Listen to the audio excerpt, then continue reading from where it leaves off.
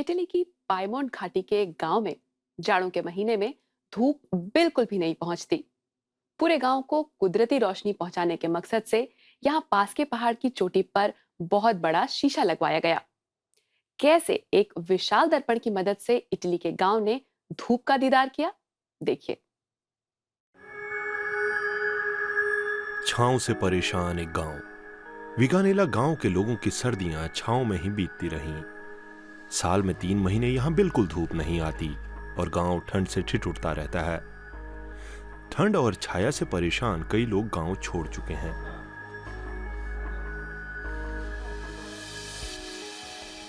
लेकिन अब ऊपर से एक मदद आई है, ऐसी जगह से जहां धूप रहती है।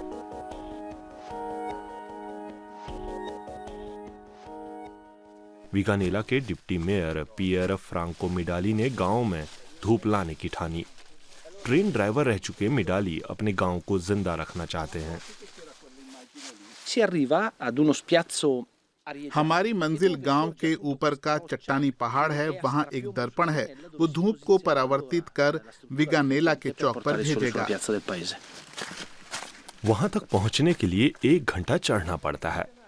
दर्पण को नए उपकरणों और मरम्मत की जरूरत है। मटेरियल को वहां तक पहुंचाने के लिए केबल ट्रॉली का सहारा लिया जाता है। पाइमोंट की अंत्रोना वैली के पहाड़ इतने खड़े हैं कि वहां सड़क बनाना मुमकिन नहीं। यही वजह है कि धीमे धीमे ऊपर चढ़ने वाली ट्रॉली का सहारा लेना पड़ता है।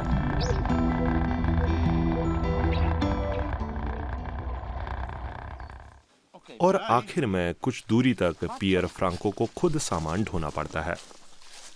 घाटी से 1100 मीटर ऊपर लगाए गए शीशे तक ऐसे ही पहुंचा जाता है।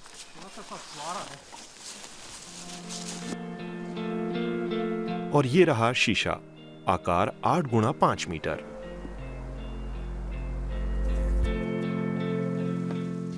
दस साल पहले इस दर्पण को लगाकर पियर फ्रांको ने अपना एक सपना पूरा किया। वो छांव में जकड़ी घाटी में धूप की गुनगुनाहट लेकर आए।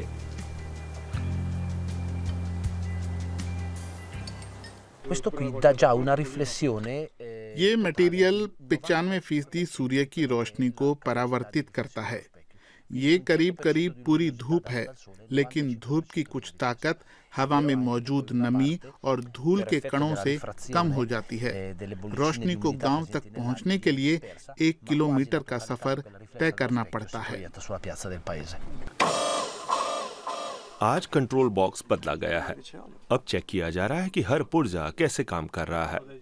2 साल पहले आग की वजह से कंट्रोल यूनिट खराब हो गई थी, जिसके चलते सर्किट और हाइड्रोलिक पिस्टल बेकार हो गए। खराबी के चलते दर्पण जाम सा हो गया और गांव फिर से अंधेरे में चला गया। लेकिन अब रिपेयर के बाद रोशनी एक बार फिर गांव में लौटी है।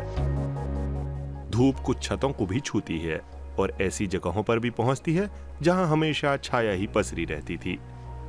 सर्दियों में गांव के पास एक बार फिर से सूरज है। जाहिर है कि फ्रांको मिडाली की ये मेहनत है। आपको थोड़ा बहुत क्रेजी होना पड़ता है, सकारात्मक रूप से, ताकि नए विचार और दृष्टिकोण विकसित हों।